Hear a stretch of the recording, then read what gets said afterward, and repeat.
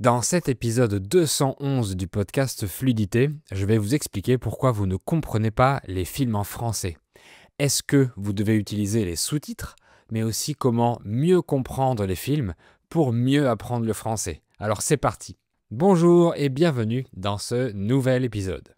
Si vous avez des difficultés à comprendre les films en français, sachez que c'est normal.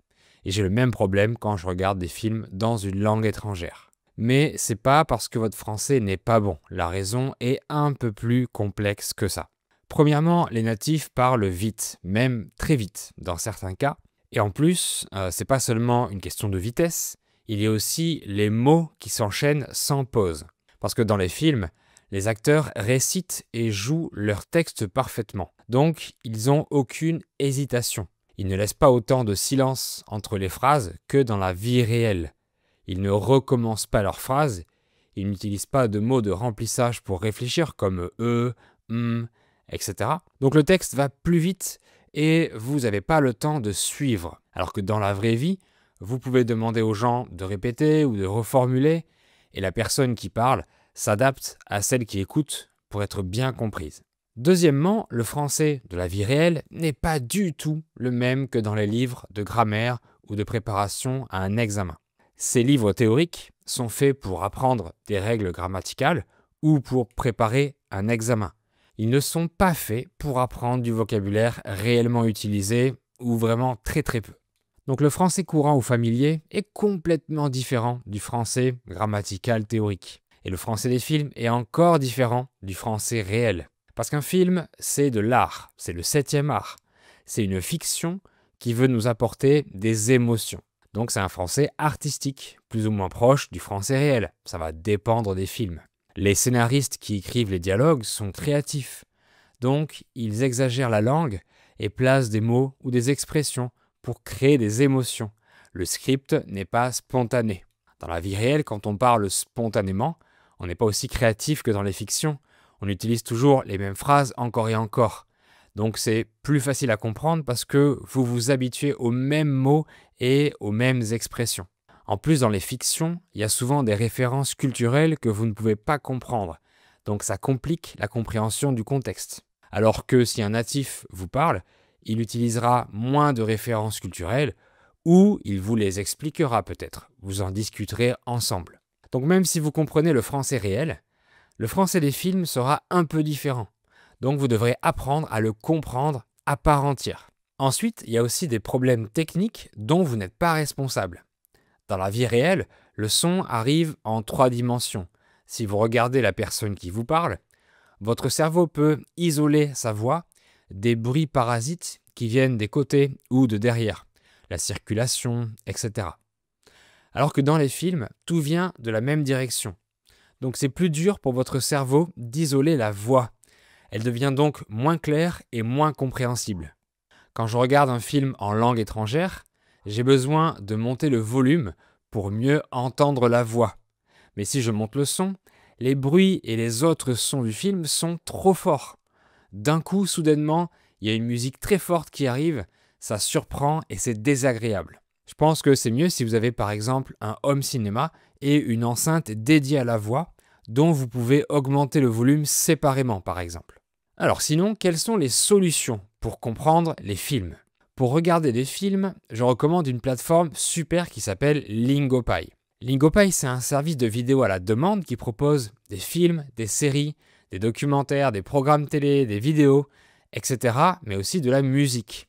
Et ce que j'adore avec Lingopie, c'est que le site internet a des fonctionnalités vraiment géniales, conçues pour que les apprenants de français puissent lire et écouter en même temps et mieux comprendre les films et les séries. Premièrement, quand vous regardez votre contenu avec Lingopie, vous pouvez activer les sous-titres en français, mais aussi les sous-titres en anglais en dessous en même temps. Ensuite, quand vous passez la souris sur un mot, vous voyez tout de suite sa traduction. Et ce qui est super pratique, c'est que quand vous cliquez sur le mot des sous-titres, vous le sauvegardez automatiquement dans votre liste de vocabulaire personnel, ce qui vous fait gagner énormément de temps parce que vous n'avez pas besoin de sortir un papier et de l'écrire. En plus, j'aime beaucoup qu'on puisse voir tout de suite quel est le type de mot, si c'est un adjectif, un nom, etc. L'intérêt, c'est de pouvoir ensuite réviser votre liste personnelle de mots régulièrement. Et quand vous allez revoir ces mots sur Lingopie, vous pourrez rapidement savoir de quel contenu vient le mot et revoir l'extrait du contenu pour connaître le contexte d'utilisation du mot dans la phrase. Il y a aussi des jeux de mémorisation comme des quiz ou autres avec votre liste de vocabulaire personnel et c'est aussi une façon amusante de renforcer votre apprentissage. Les films, les séries et les documentaires sont triés par genre ou par niveau de difficulté, donc vous trouverez facilement ce qui vous plaît ou ce qui vous correspond. Il y a même Bref, une série humoristique qui a eu un énorme succès dans les années 2010 et que beaucoup de Français adorent et que je vous conseille fortement. C'est une plateforme géniale et je l'ai beaucoup utilisée pour mon italien parce qu'elle propose des contenus dans plusieurs langues. Vous pouvez utiliser Lingopie sur ordinateur, mais aussi sur smartphone, tablette ou Smart TV par exemple. Et grâce à notre partenariat, Lingopie vous propose un essai gratuit de 7 jours et surtout une réduction spéciale pour vous. Et avec le même abonnement, vous aurez aussi accès aux autres langues de la plateforme, pas seulement le français. Donc voilà une bonne solution pour comprendre les films, apprendre du vocabulaire et progresser en compréhension. Cliquez sur le lien dans la description pour demander votre essai gratuit et pour obtenir la réduction spéciale. Alors, les sous-titres sont effectivement une solution pour mieux comprendre les films. Mais comment les utiliser? Il y a 4 ou 5 possibilités. Choix 1, vous écoutez l'audio dans votre langue maternelle avec les sous-titres en français. Je ne vous le conseille pas, parce que vous lirez le texte en français sans écouter la prononciation des mots et le français écrit ne représente pas le français oral. Choix 2, l'audio en français et les sous-titres dans votre langue maternelle ou une langue que vous comprenez. C'est le plus facile. L'avantage, c'est qu'au moins, vous écoutez du français, mais vous allez constamment lire les sous-titres dans votre langue maternelle. Donc, vous ne serez pas assez concentré sur l'audio, donc vous allez assimiler le français plus lentement. C'est moins efficace. Choix 3, l'audio en français et les sous-titres en français. Dans ce cas, c'est génial parce que vous lisez ce que vous entendez. Donc, vous allez pouvoir faire le lien entre la prononciation du français et l'écriture du français. Et le fait de voir la séparation entre les mots et les phrases, ça vous aide grandement à la compréhension. Cette méthode peut aussi vous permettre de revoir un film que vous avez déjà vu dans votre langue maternelle. Vous connaissez déjà l'histoire, donc vous comprendrez mieux. Les sous-titres en français vont vous aider à mémoriser la langue parce que vous avez l'audio, l'image et le texte pour un même concept. Et plus on a de types d'informations, visuelles, auditives, etc., mieux on mémorise. Choix 4, l'audio en français et les sous-titres en français et en anglais. C'est possible de le faire avec Lingopie, comme je vous ai dit. C'est super parce que vous pouvez lire dans votre langue maternelle uniquement les passages les moins compréhensibles en français. Choix 5, l'audio en français sans sous-titres, le plus difficile. C'est super parce que vous vous concentrez sur le fond, sur le contenu, mais pas sur la langue. Donc vous pouvez profiter pleinement du film, comme dans votre langue maternelle. Vous allez acquérir le français naturellement, grâce au plaisir et aux émotions qu'il vous apporte, sans vous inquiéter pour la langue. Mais écouter en français sans sous-titres ne doit pas être votre objectif quand vous regardez un film. Quand on regarde une fiction, on veut se divertir, on veut avoir des émotions, on veut écouter des histoires. C'est le but premier. Donc si vous avez besoin de vous aider des sous-titres en français parce que l'audio n'est pas bon, parce que vous ne comprenez pas encore assez, ou parce que vous êtes fatigué ce jour-là, ce n'est pas un problème.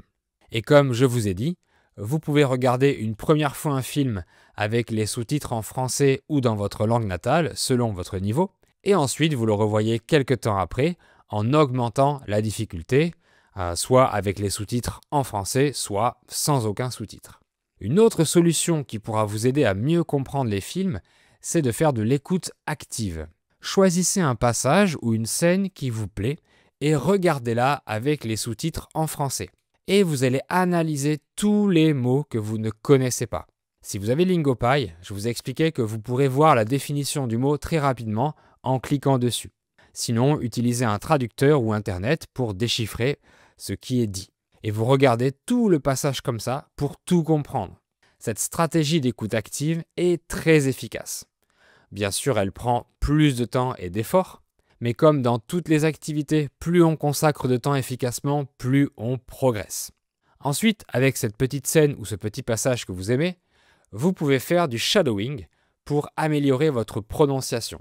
Le shadowing, c'est une technique qui consiste à répéter exactement une phrase en imitant le plus possible la prononciation et l'intonation. Vous faites pause, vous prononcez la phrase que vous lisez à l'écran et vous faites lecture pour l'écouter en vrai. Vous recommencez la phrase en corrigeant votre prononciation. Vous la réécoutez, etc., etc. Et vous le faites plein de fois.